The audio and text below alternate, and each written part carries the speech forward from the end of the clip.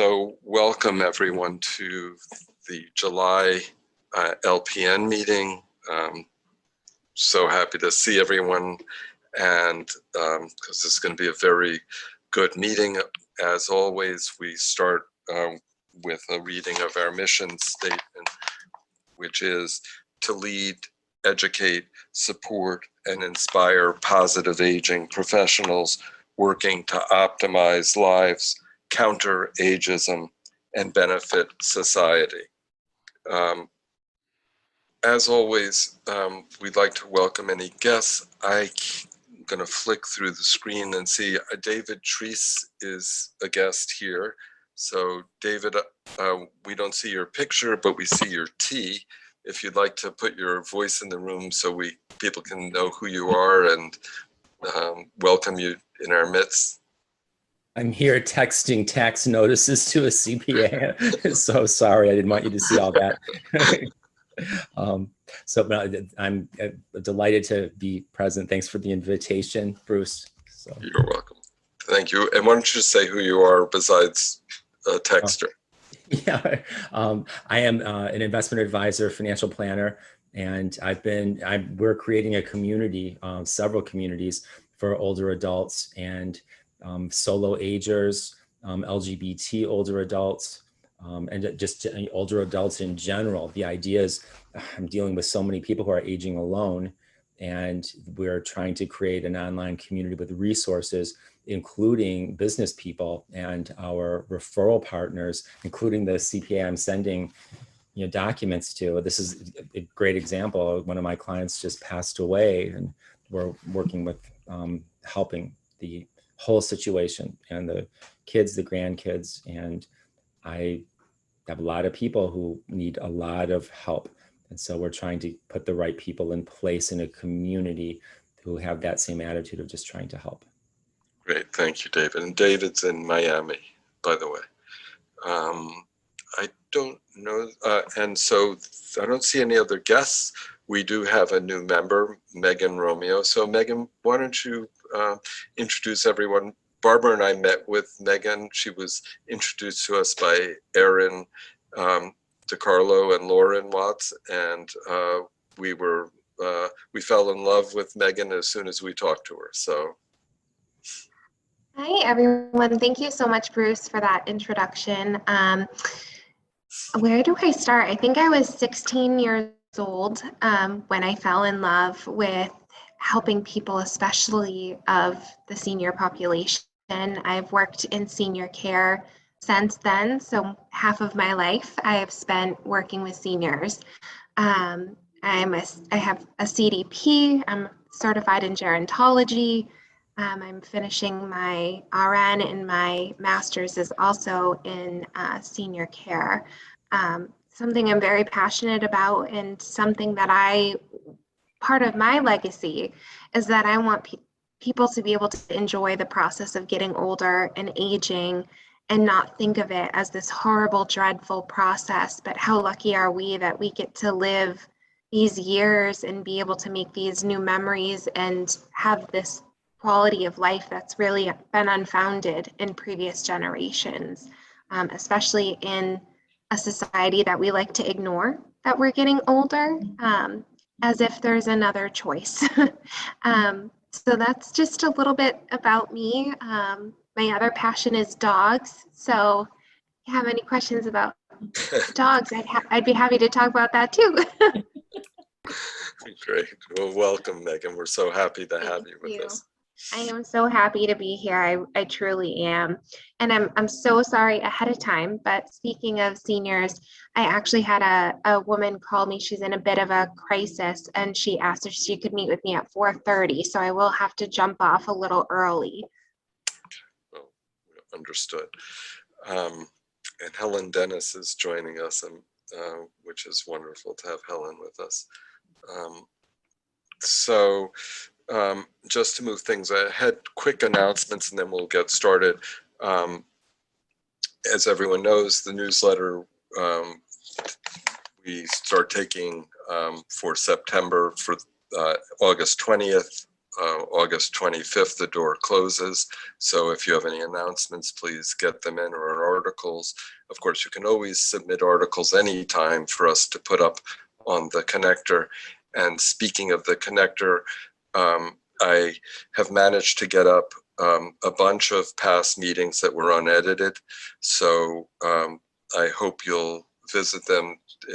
I'm sorry for the delay, but I think virtually caught up with all. I have one or two left to put up tonight, but you'll see them there if you want to revisit past meetings and speakers. And always looking for ideas and articles.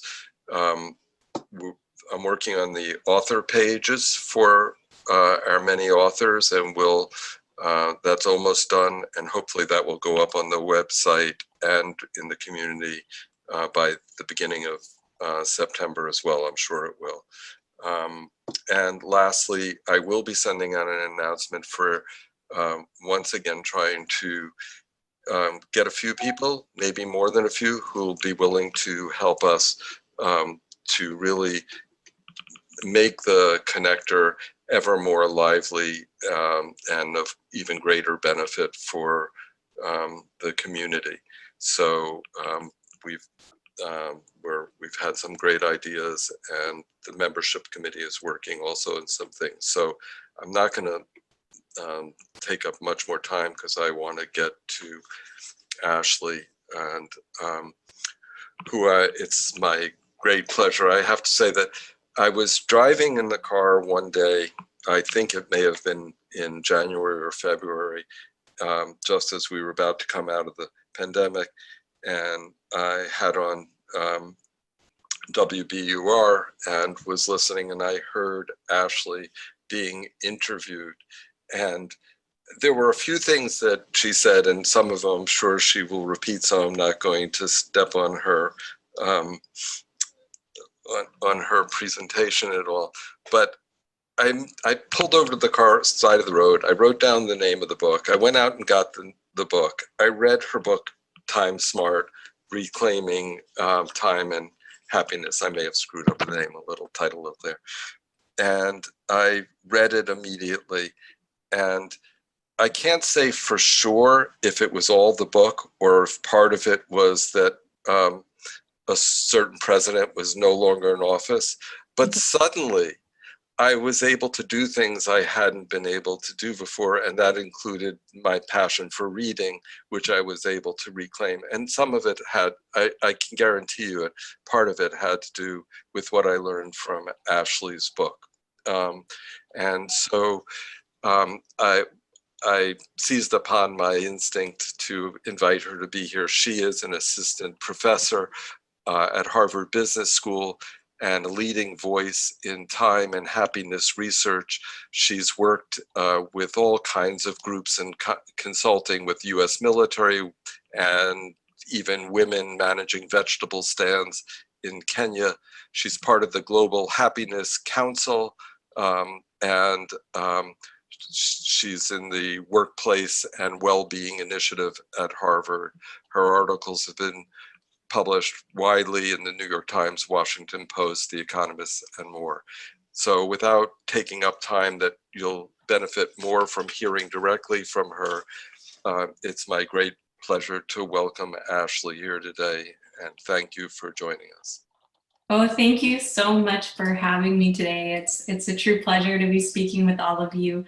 Bruce, if you don't mind making me host, I think then I'll be able to share my slides. But it was so great for me to be hearing all of the conversations happening before, because as a social psychologist who thinks a lot about time, but from the psychological experience of how we feel about and make decisions about time on an everyday basis. So many of the comments and reflections from Fred talking about the intensity of small things mattering more, to Meg talking about the fact that we always simultaneously need to do more planning and less planning. I loved all of these conversations because I think they dovetail really nicely with a lot of the academic research I've been doing over a long period of time, looking at how the way we think about time and money, how we navigate decisions between time and productivity can fundamentally shape our happiness, our purpose in life and the extent to which we can enjoy things that truly matter, like reading or spending quality time with our friends and family. So I'm going to be talking just for about 20 minutes or so, and then I'm really looking forward to just the conversation after and any thoughts, comments, and discussion that will arise from this high-level presentation, really, of the overview of my work that I've done over the last several years. And so this will focus on some of the research that I talk about in my book called Time Smart: How to Reclaim Your Time and Live a Happier Life. So I want everyone to think about what comes to mind for them when they think about the word time. So just, you could put it in the chat window, what feelings and behaviors come to mind for you when you think about the word time.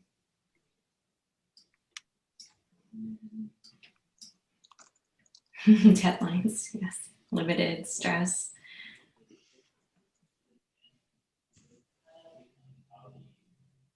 Anything else come to mind for anyone? Not enough of it. How to balance, yeah.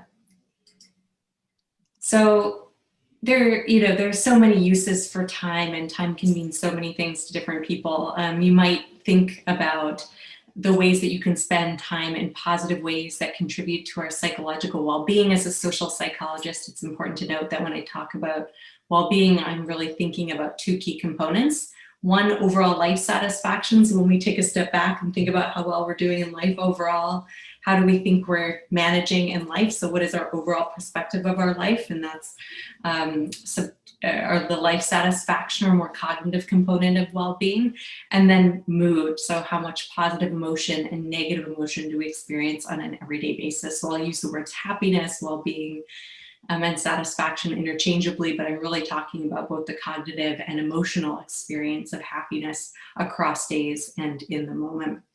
So we might think about experiences such as volunteering, spending time with friends and family, exercising, spending time with our favorite furry companions.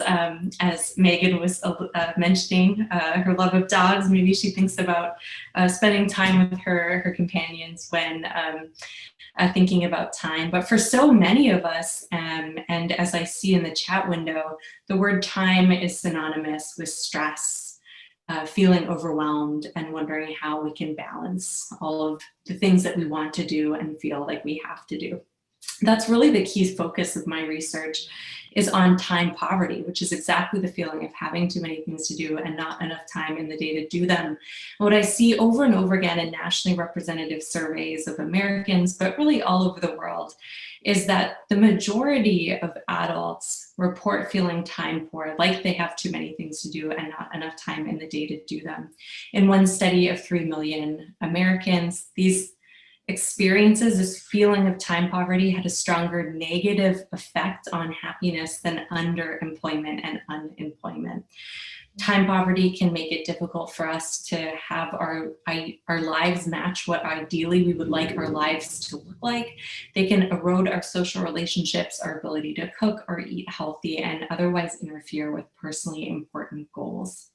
So my research really seeks to identify, why do we all feel so time poor, and what are some simple strategies that we can take in our own lives to overcome some of these negative psychological consequences of feeling overwhelmed by the demands of work and life. So this is just some of the data that I've analyzed over the years, but it does really show the fact that these trends related to stress are on the rise worldwide. This was pre-pandemic, and using globally representative data, and we see that despite the fact that GDP has increased around the world, people are feeling increasingly stressed with the demands of work and life. So the percentage of adults who say that they've experienced a lot of stress yesterday has steadily increased. In the US, this number has increased from 44% to 55% since 2008. But we can really see this consistently across all countries in the world. During the COVID-19 pandemic, I'll just briefly mention that among employed adults who were working remotely, we see that actually stress levels and time poverty has increased as opposed to decreased. You could imagine Many people are not commuting to the office. We're not traveling as much, so we might have more time available. But if anything, the data suggests that the COVID-19 pandemic is a perfect example of Parkinson's law. Work and the need to be productive has filled the additional time that we've allowed to give it in our lives. And so we see that the data actually shows people are working about 1 hour more, or about the amount of time that they used to spend commuting to the office. In part, some of these longer work hours are a result of sending more emails, having more meetings. And in some survey data that we collected, we see that employees are also feeling less productive as a result of digital distraction, irregardless of whether you're engaged in full-time employment.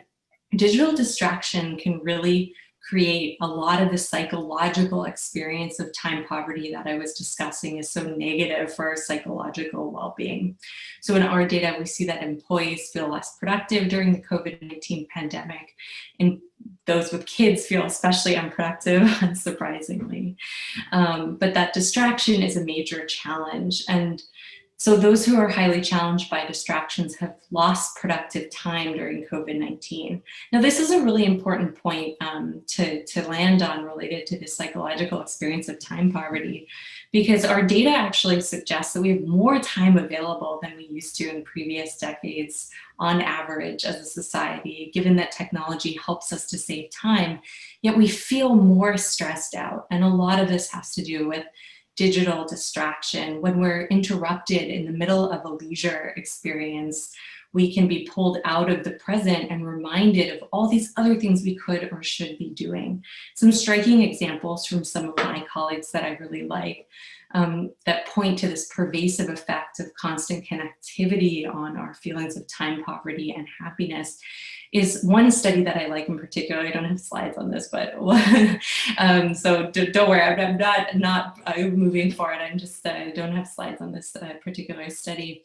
But one thing that my colleagues did is they randomly assigned a group of working parents who are visiting a science museum to one of two conditions. In one condition, parents were walking through a science museum and were told to turn the alerts on their phone off. In the other condition, they're walking through a science museum also with their kids across both conditions, and were asked to have their alerts on so they could hear them.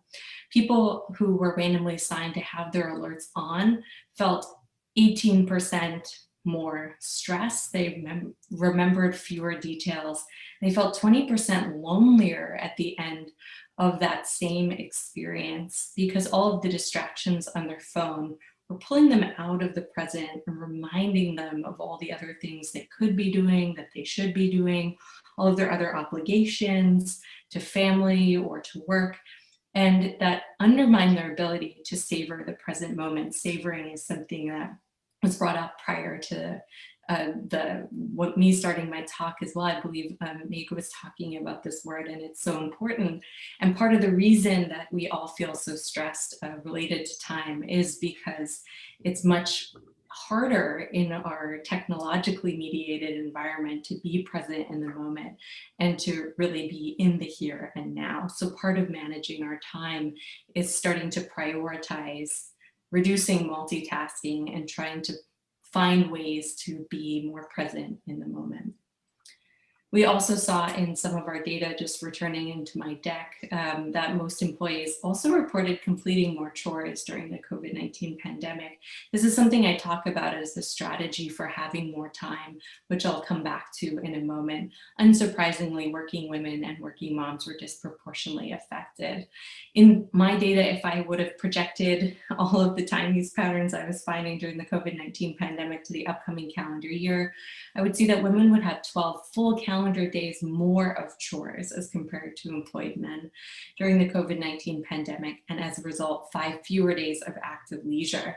Active leisure activities are things like exercising, volunteering, and building social connection, and they are all critical components of subjective well-being.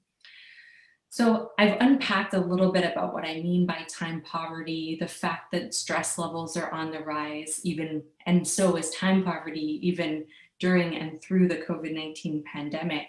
And I also want to talk a little bit about how time traps emerge in the context of our everyday lives that can help us feel time poor.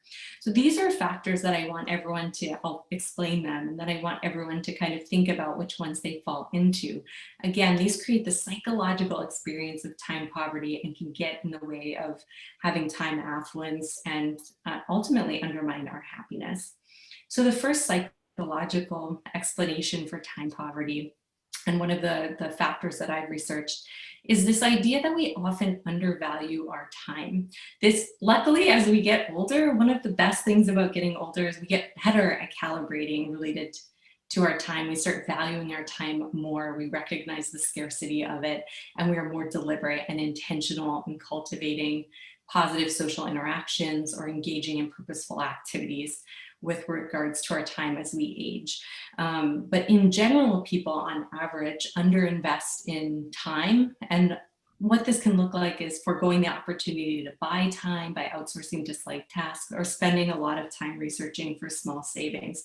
My husband and I catch ourselves doing this often, where we might be researching for the best deal on toothpaste that will save 50 cents, yet we spend hours upon hours researching for small consumer purchases. And 80% of Americans research for small consumer purchases under $100 for about 2 to 3 hours. And so because money is very concrete and time is very abstract, we like to maximize concrete outcomes. We like to work towards concrete goals that we can see. This is known as media maximization. And so as a result, we overly focus on money and under index on time. And this can show up in all kinds of ways in the context of our everyday life, and is one reason we can feel time poor. Another reason that we can often lead ourselves to feel overwhelmed by the demands of work and life is this factor called busyness as a status symbol.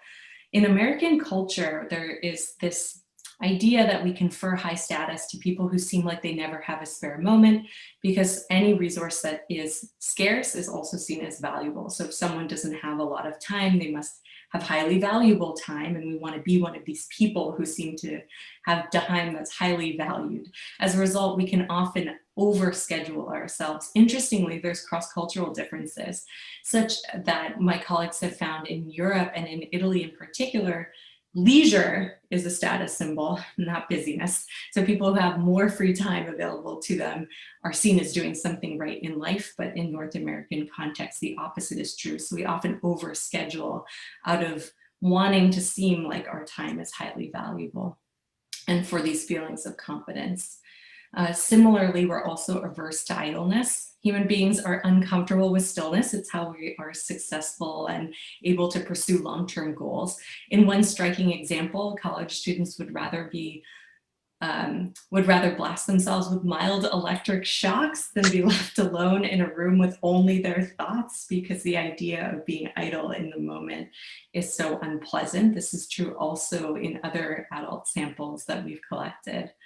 So this is a trap that can make us feel time poor, as we overschedule every moment of our time.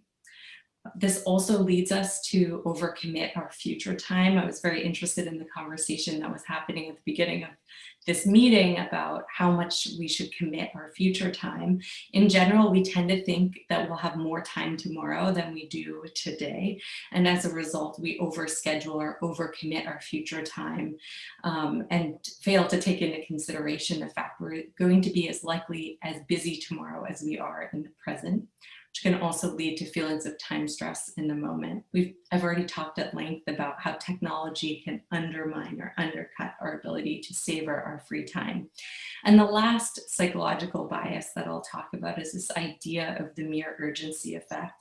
So this one is very interesting. When we're feeling overwhelmed, when we feel like we have too many things in our calendar, when we're feeling busy, we're actually more likely to prioritize urgent as opposed to important tasks.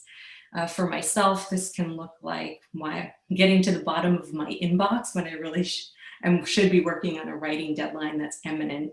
I get to the bottom of my inbox, I respond to every email because it gives me a boost of confidence and self-efficacy in the moment.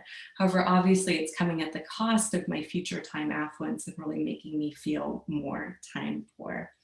So I want everyone to just take Meg actually mentioned this in her comment about what she conjured up with when she was thinking about time as a sense of urgency. And it's so interesting because a sense of urgency can actually get in the way of us prioritizing things that are truly important and bring us meaning and purpose in our lives.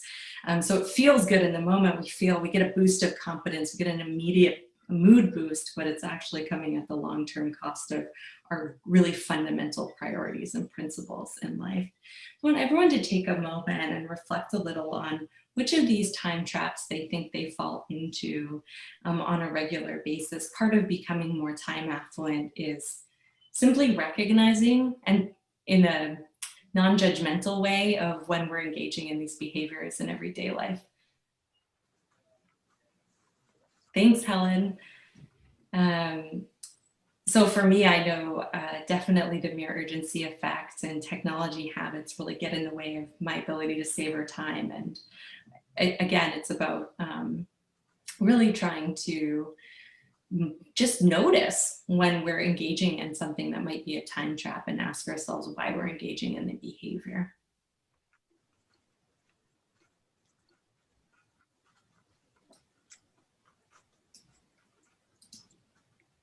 Now I want to start, thanks Meg, I want to start getting into a few of the academic-based strategies that my colleagues and I have developed over the last several years to really try to overcome some of these time traps that we all fall victim to on a regular basis. It's not our fault that we're time poor. Our technology, our social structures really lead us to focus more on being productive and less on enjoying and savoring the present moment. So to start off this part of the conversation, I just want to present a quote by Ed Diener. He recently passed away and was a formative figure in the happiness research field. He's amazing. If you don't know his research, I would definitely look into it. He really put happiness research on the map and allows people like me who are interested in these questions to have an academic career. Because prior to him really emerging in the field of psychology, policymakers and economists really weren't taking the scientific study of happiness seriously. He says probably the biggest insight is that happiness is not just a place, it is also a process. Happiness is an ongoing process of fresh challenges, and it takes the right attitudes and activities to continue to be happy. What I like about this statement is it says that our happiness is under our control, that every day we have to make small adjustments around the margins to try to optimize our lives, to be fully present and happy, or at least content or resilient against any challenges that we face in our everyday life.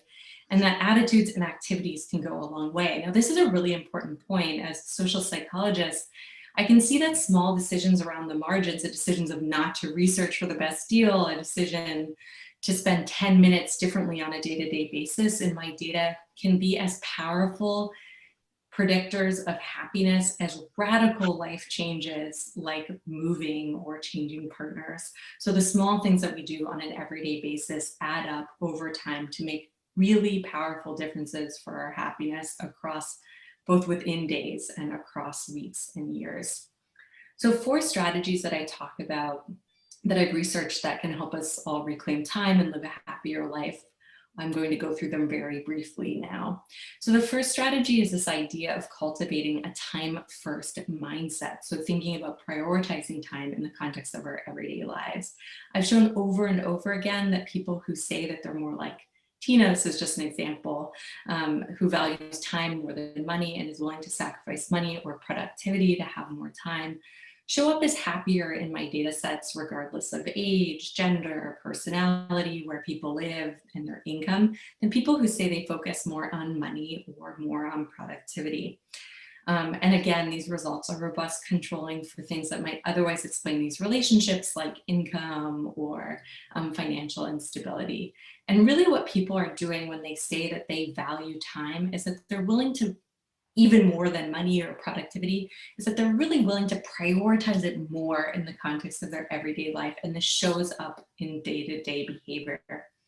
So really one of the strongest predictors of the link between this time prioritization mindset and well-being is the fact that people who put time first are more socially connected. So people in some of my data sets, just people who had this general proclivity to prioritize time in the context of their everyday life were better able to capitalize on social interactions that came up in the context of everyday life. In one study, college students who said they valued time 3 months prior to coming into a lab interaction spent 18% more time interacting with a peer that they had never met than students who said they focused more on productivity and efficiency. When we're so efficiency focused, when we're going from point A to point B in our lives, trying to accomplish all of the productivity we can in a given day, we miss out on the opportunity to have spontaneous conversations, to engage in meaningful interactions with people we've never talked to before. And so one of the reasons that people who prioritize time over money and productivity report greater happiness is they spend more time in these spontaneous, casual social interactions on an everyday basis. This time-first mindset also predicts the extent to which we make major life decisions. So in one study, college students who prioritize time were happier 2 to 3 years after graduation because they chose jobs for more intrinsically as opposed to extrinsically motivated reasons. We've also seen these kinds of effects with regards to retirement. Often people are trying to make the decision of when to retire. And we see that people who make the decision to retire as soon as they're eligible actually show significant increases in meaning and happiness in response to the financial incentives, the first Social Security benefit that they're eligible for, because they then substitute the time that they were spending in their jobs with other meaningful activities like social interactions and volunteering. And this might be an interesting point of discussion, but we see this time prioritization also predicting happiness across other major life decisions like retirement. The second strategy that I'm going to talk about is this idea of finding time. So if we were in a financial planning session, we would say that, well, the first thing you need to do is do a financial audit. Similarly, to become more time affluent, we need to be doing a time audit on how we spend time on an everyday basis. I'm not going to go, I know I'm going to end up running out of time, which I don't want to do. So, but very quickly, you want to be thinking about the activities that you engage in on an everyday basis that are positive or productive, that are unproductive, not positive, not meaningful, that make you feel relaxed or that make you feel stressed out.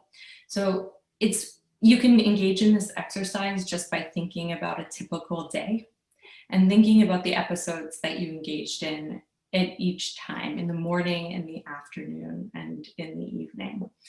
So which of the activities were productive and meaningful, which were unproductive and not meaningful, which were positive and which made you stressed out.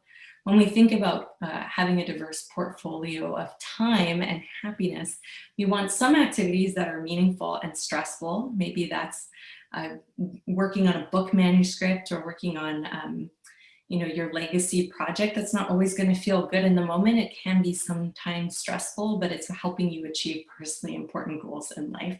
We also want to think about activities in the bottom right-hand quadrant that are unproductive but relaxing, like watching your favorite TV show or going for a nice walk. So we want a balanced portfolio on both of those axes.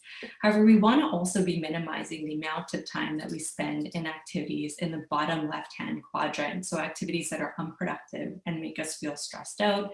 Maybe this is dealing with our inbox. Maybe this is certain meetings that we wish we could avoid.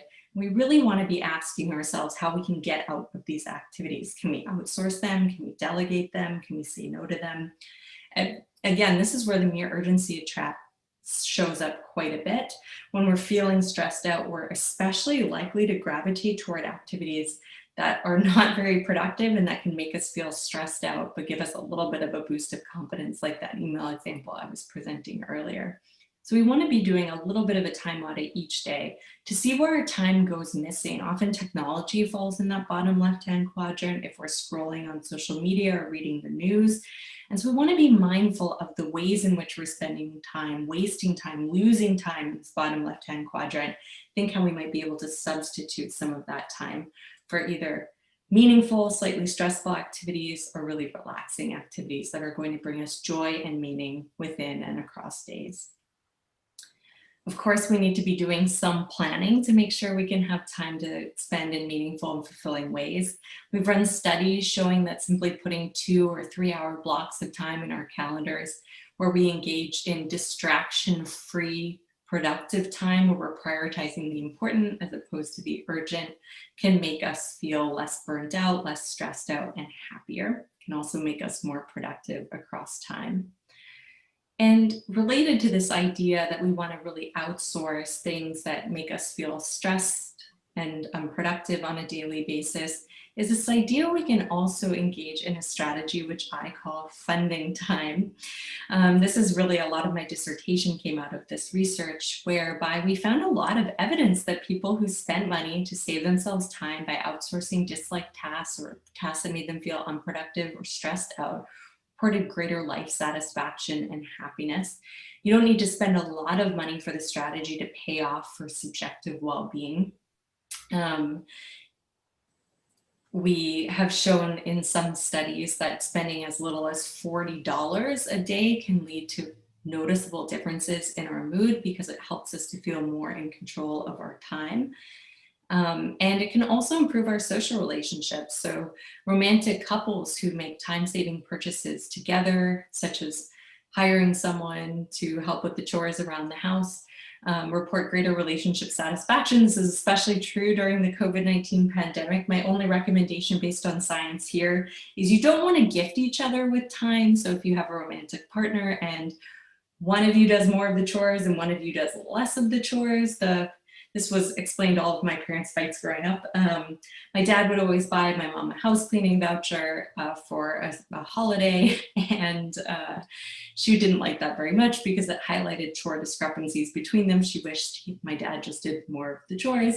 So similarly, we see that gifting each other time could be a little risky, but making these decisions together as a household can be very positive for subjective well-being and relationship satisfaction, since it enables you to spend more quality time together. And the last strategy I'm going to cover today is just this idea of reframing time. I heard so much of this in the beginning of the conversation, people talking about trying to check in and savor the present moment. There's been some research suggesting that if again, there's some things that are going to be unpleasant that we experience on an everyday basis that we can't get out of, that we can't outsource, we can't delegate, we can't say no to. And for these activities, we can either reframe them. If we have chores around the house that make us feel stressed out, we can listen to an audiobook at the same time as doing the chore. But we can also use this reframing strategy as a way to get more satisfaction out of our leisure. So my colleagues ran a simple experiment where they found that people who were asked to think about their upcoming weekend like a vacation were more present in the moment and less distracted by all of their personal and professional obligations. So just trying to check in and be present in the moment can go a long way for helping us enjoy our leisure and not try to be too productive with the time that we have available to us. So I want to end by asking everyone to think a little bit and to reflect on what quality time means to you and how that you might get more of it in the context of your everyday life, either by overcoming some of these time traps, finding more time in the context of your everyday life by saying no or delegating, or funding time by outsourcing some of your most unpleasant tasks to others. As everyone is thinking about what quality time means to them, we see in our data that quality time, it's not dependent on what the activity is. It's rather dependent on how that activity makes you feel. So when people say they're engaging in quality time, these are activities that help them feel supported, put them in a positive mood, and allow them to be present in the moment. So regardless of what that activity is, I suggest that all of us, myself included, make sure we make more time to engage in quality time, both for ourselves and with the people that we care about on an everyday basis. With that, I want to make sure to leave time for questions, comments, reactions, reflections. I'll just say that I have an HBR available on my website for free, like PDF downloads, that covers a lot of the research underlying the talk that I presented today. All of the insights that I mentioned are based on academic research that my colleagues and I have published over the last several years. I can share this deck and the links underlying some of the research I talked about. And with that, I want to say thank you all for your time, and I'm looking forward to the discussion. Thank you, Ashley. That was great. Appreciate it. Maybe we'll just open it up to some questions, and we're not that big a group here. Of course, there will be lots of people who will see this once it's posted, but so either you can use the technology to raise your hand, or you can just open your mic and shout a question. Or raise your hand this way. So questions, anyone? Hi, this is Larry. Ashley, it seemed like you were just talking directly to me when you're talking about writing a manuscript, and I just find that it's so true. If I'm not doing something that I feel like it's productive, it's like I feel guilty. Now, maybe that's a Jewish thing, I don't know, but it's a tough challenge, I have to admit. Yeah, and Larry, this is something that we see in our data. It goes along with the Protestant work ethic values that the country is founded on, that we're taught to believe that leisure is lazy, that taking time for ourselves is a sin. And we show in our data that the extent to which people have those beliefs, they're less happy and we're stressed out. And so this is why I think this, normalizing these conversations of how we can find moments and pockets of time where we're truly engaging in something for the pure pleasure and intrinsic enjoyment, as opposed to achieving some other end, is so important, because a lot of why we feel so time poor is because we self-perpetuate this as a culture. We tell ourselves we're not allowed to have time off. We don't normalize asking for time. We don't normalize doing nothing. I mean, when is the last time you said, oh, what are you working on? Or how are you doing? And the other person is like, oh yeah, I've just been doing nothing all day. It's been great. We never say that. We always fill all of our conversations with all of the milestones, goals, and achievements that we've accomplished in the last several weeks when we're chatting with friends. And so part of what I hope my research does is make these conversations and the topic of the importance of time in and of itself without a goal be more common and something that we can all share. Well, it was getting so bad for me that the board of LPN had to get me this shirt. It says, try slowing down. I love it. And you wore it today. Thank you. That's amazing. I love it. Yeah, well, I also advocate for putting physical reminders in your workspace that remind you of the things you truly care about and the purpose you're really trying to enact in your life, so that you do stop and remind yourself not to just work through every break you have, to check in with friends and family even in a productive day, because I find actually those signals do really help me kind of lighten up and stop being trying to suck so much efficiency out of every moment. So I have photos of my family in my office. I have a tattoo of two cousins who I love that passed away to remind me of the preciousness of time, so that I'm being constantly reminded that to not take things so seriously and to really check in and make sure I'm living my life in a way that's consistent with my purpose and values. Thank you. Thank you.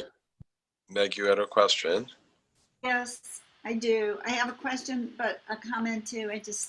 I want to say, Ashley, I think your work is wonderful. I think it's really important, wise, and thank you for it. I wanted to comment too. I think this business of being in the present actually stretches out your perception of time. And I also would recommend, I think you're doing it, but just to stress it, it's kind of a Buddhist thing, both acceptance of where you are, but also cultivating those positive emotions of gratitude and joy, and paying attention to the joy. I already said that in a different context. But, and then I wanted to ask you a question. Have you in your research seen some trends over time in the valuation of time over money or productivity among the young? I'm hoping, and I think maybe that's changing. Yeah, such great insights and a great question. Meg, one thing that I do want to emphasize is what you're talking about, that meditation stretches time and makes us feel like we have more time. There's research underlying this point. So one of my colleagues ran this great simple experiment where they randomly assigned some people to simply do some deep breathing exercises while reflecting on their past experience of the day, and found that, people who were doing these meditation exercises, even just very briefly, 30 seconds, just checking in with the check-in we all did at the beginning of the call, felt like they had more time available to them and felt less conflicted by all of the different demands in their everyday life. It helped them to kind of see the whole, the gestalt of their lives, and not feel so worried about keeping up with not every little aspect or shifting gears between each aspect of their life. Similarly, we also see that people who give away time by volunteering also feel more in control of their time and more time affluent as a result. So it seems counterintuitive. It's why, if you're feeling very stressed for time, the last thing you feel like you want to do is help someone else. But one of the benefits of helping others is it makes you feel like you have a lot of this time. You have so much of this time, you can give it away in the service of helping others. So pro-social behavior and meditation together are two ways that we can feel more in control of our time and less time stress, from the research of my colleagues.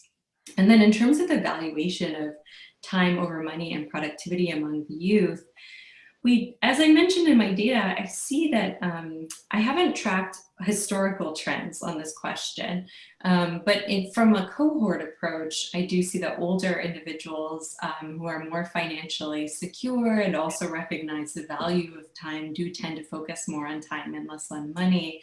Younger generations who are trying to work toward larger financial goals in their life, who might have debt from college, are more focused on money as opposed to time.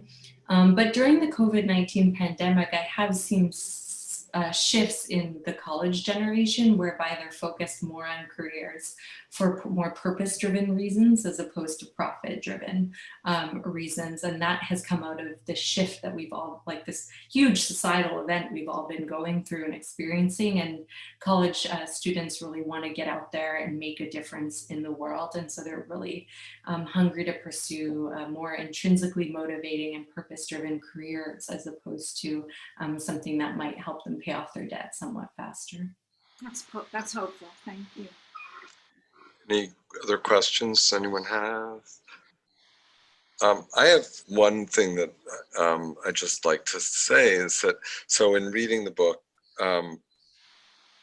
it was at first I resisted, wanted to deny one of the points that Ashley makes in the book, is that putting the focus on productivity is akin to valuing money over time. So I didn't want to sit, I've never liked the idea that I value money over time. So I could dismiss that I value money, but I couldn't dismiss that I value a lot of productivity. And in Ashley's work, the valuing of productivity over time was essentially the same, if I got that correct. And that illumination actually caused me to change my behavior, because I so disdained the idea that I was giving up time for money in toto. So the immediate effect was that I said, okay, so what is it I'm not doing because I'm being so productive? And of course, the one thing I knew that I'd given up a lot of was reading. And so I immediately said, okay, so now maybe that's a little bit of productivity thing, but it is also a great pleasure. So, but there was something that you didn't really express in the presentation, was the relationship between productivity and money, and that valuing productivity contributes to this sense of time poverty. Yeah, and so one finding that I really like on this point, Bruce, thank you so much for bringing it up, is even how we approach our leisure activities. To there's some great research by one of my colleagues showing that this need to be productive all the time, to feel productive all the time, that we've been talking about, that Larry and I were joking about, that we've personally, like myself, I also I feel like I need to just be scheduling every moment and being hyper productive, is this idea that they found if you put, even if you, so people have a tendency to want to even schedule their leisure activities, right? So I'm going to do one social event in the morning and then a volunteer activity, and then I'm going to go across town and visit another friend, and then I'm going to go to my exercise class, and then I'm going to have a conversation with a friend. And on the outside of that scheduling experience, you're like, this feels productive. I'm being productive. I'm scheduling all of these purposeful activities together. Yet when you're actually in the moment, in the activity itself, you feel much more stressed out. You're less present in the moment, because when we start stacking things together on top of each other, regardless of whether they're more work focused or more leisure focused, we start ruminating about the upcoming appointment that we have. And so we're not able to be a good friend or really engage in that exercise class or really engage in that volunteering activity, because our minds are like, oh, when do I have to leave because I have to run across town? And you start planning, and so you're pulled out of the present and into the future. And so I think that's it's a great example from the research community of how this need to feel productive all the time can even usurp the joy that we could gain from our leisure activities, because we do things like schedule them. And then one, we pull ourselves out of the present, but two, these leisure activities start to feel like work, start to feel like another task to accomplish. And so I think that's a really helpful strategy when trying to enjoy our leisure, is to engage in rough scheduling and not pack our schedules too tightly, because again, we want to, because of this productivity motive that we've been indoctrinated to believe is so important by society, that we do this even to our leisure activities, but we really need to fight against the urge to kind of make our leisure hyper productive so that we can actually enjoy it. If I could jump back in on this same subject, Bruce, what Bruce just brought up is so real. It's taken me a long time to finally discover that my contentment comes from achievement. And so what I'm working on, and now you're reinforcing what I'm going to have to do, I think, is redefine what achievement actually is. So sitting and reading could be achieving something, as in Bruce's case, or just meditating is achieving, or just relaxing is achieving something. And I'm saying this out loud so I can listen to it and hear it myself. So. Yeah, absolutely. I think that mindset shift is so important, and can really help all of us enjoy our leisure to a great extent, and not be trying to be somewhere else or be doing something else while we're engaged in activities that are less quote unquote productive. Connie, you had a question? Chime in for a minute. I think this is such an important conversation, and time reflection, I think, is really important. Mm-hmm. And even before Bruce was speaking, I was thinking about it. You have to give yourself, literally give yourself time to reflect. Mm-hmm. What are your values? And how are the activities that you're doing making you feel? So I like to think about energy. Is your energy expanding or contracting? And we could talk about that in terms of stress. I like to think in terms of energy. Well, it could be, I did 10 things today, but I'm exhausted. I didn't really enjoy them. I didn't feel present. And I think it takes some courage to look at that and not just fall into cultural expectations. Mm-hmm. I certainly have a lot of them around productivity. And, that can make you feel good, but, what's the balance? So yeah. My point is about, picking up on what you're talking about, time reflection, really taking a deep dive about, how does that intersect with your values and your energy level and your mental and physical health. Absolutely. And there's, so I discussed this very briefly around kind of doing this exercise of thinking about how you're spending time on an everyday basis. But Barbara, there's also research on what you're talking about. So one of our a social psychologist has asked people to write down what does your ideal day look like, and then also ask people to kind of like report what they did yesterday. And then of course they find that people who have more discrepancy are less happy, people who have less discrepancy are more happy. But regardless of the academic finding, that strategy, that way of looking at time can be a useful exercise. I like to sometimes catch myself in a busy week and jot down, how did I spend time yesterday? And then pull up that sheet of paper that's like, what's your ideal day? And what are the things you're trying to accomplish with your time in your life? And then you kind of look like, ooh, those don't look very, those look quite discordant. They don't look very similar. And then start asking yourself these hard questions of, well, what changes do I need to make in my life to ensure that more of my days look like my ideal day than something quite different or quite distinct from that day. That's a great strategy. Eileen I want to honor our time, so it's 5:01, but we'll let Eileen sneak in with a question, and then okay. Go ahead. Okay. Thanks, Ashley, for a great talk. I wanted to add to what Larry said and Barbara said about energy and values. And as a coach, we do this exercise with what's your ideal day and what's your actual day, and seeing the difference. But one of the other things I wanted to add in there is what motivates people, and that goes back to the values. And once people understand their values, it's so helpful in deciding how to use the time. Sometimes it's like figuring out what's important and then figuring out how to do that. The how sometimes is the challenge.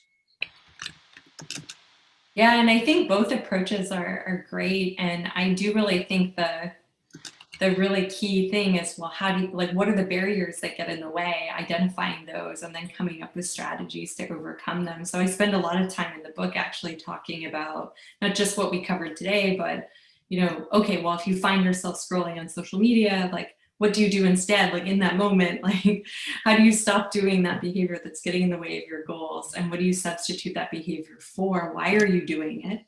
And then what do you substitute that behavior for? So one example that might even very simply in moments that we find ourselves with across the day, my editor and I would always find ourselves on social media and on the internet in moments leading up to when we were switching activities or leading up to stressful conversations we were about to have. And what we noticed is we were using those behaviors as a sort of stress reducing strategy. And once we figured that out, well, then we said, well, there's certainly better things we could be doing than looking on the internet, which increases stress for reducing stress. And so we both challenge each other to go for a walk around the block, or to listen to a podcast, or call a friend, or text a friend, or look at photos, things that are actually good as stress reducers as a substitute for those activities. And that's just one micro example of many where you can start engaging in this exercise of not only contemplating, thinking about what do you value and how do those values manifest in behavior in my everyday life, but really critically each day and in moments of our days when we're not living our values, how do we turn that behavior around so that we are able to live in a way that's consistent with our values, not in a judgmental way. I think a really good place to start is just asking yourself, if you find yourself engaging in a behavior that is counterproductive, or you've identified as a behavior you're trying to get rid of, or you're about to say yes to something you don't want to do, asking yourself why, why am I making this decision, as a really good place to start, as you're mentioning, Eileen. And then that can kind of unpack what strategies you might take, or what behavior you might be able to substitute. So I think that gets back to kind of being present and really trying to ask ourselves why we engage in some of these time traps on an everyday basis. Isn't part of it that because we're just so much busier now than say in previous generations? I mean, now someone goes jogging and then they have to take that time to also listen to a podcast. I mean, at the same time, we're always trying to do 2 or 3 times things at once. As Ellen DeGeneres said once, she says, all these people are being diagnosed with ADD. She says, we don't have ADD. We're just busy. But I don't, so the time diary data suggests we don't have more demands on our time necessarily, but I think the expectation of multiple activities simultaneously has changed.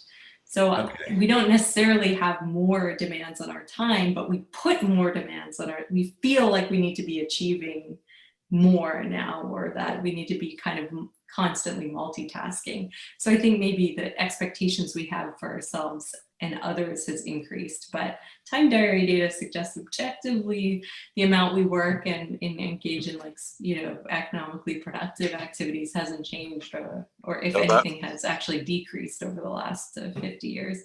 That was a truly shocking thing actually to read in the book, to see that people in the 1950s actually did more productive work than we do now. That was shocking.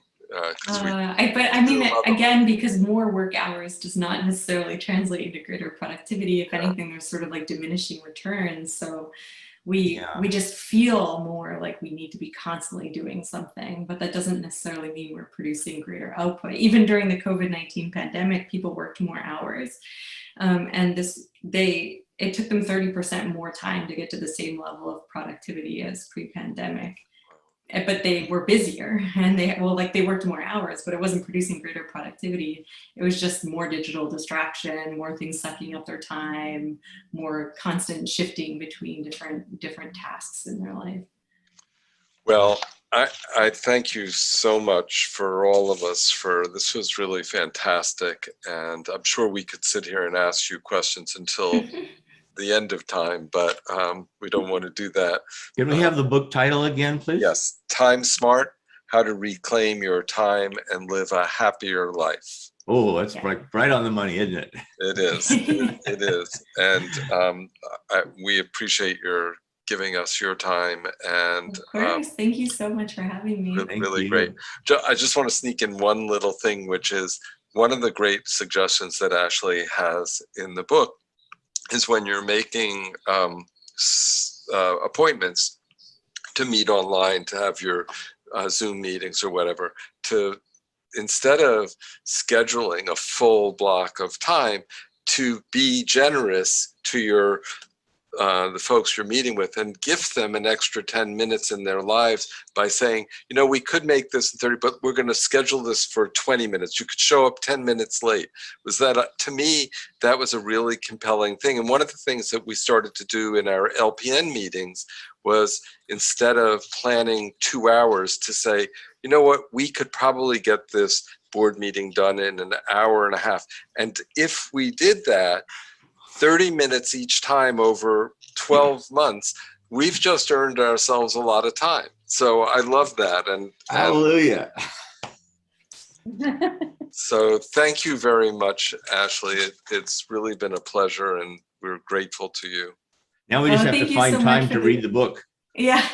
Well, luckily my editor didn't let me write a long time management book. So it's quite an efficient read. I think it started off very long, and my editor was like, you can't write a practical time management book that's like 350 pages, right?